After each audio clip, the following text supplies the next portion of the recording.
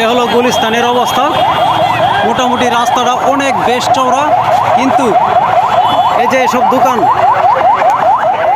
ওই যে ওই পাশ থেকে শুরু করে এই ফুটপাতের এসব দোকানের কারণে এখানে চলাচলে বিঘ্ন ঘটতেছে। এই যে এখানে একটি সেনাবাহিনীর গাড়ি আটকে রয়েছে। কেমন দেশে বসবাস করি রে ভাই, রাস্তার মধ্যে দোকান, হাঁটার মতো কোনো পরিবেশ নাই। এ হলো গুলিস্তান।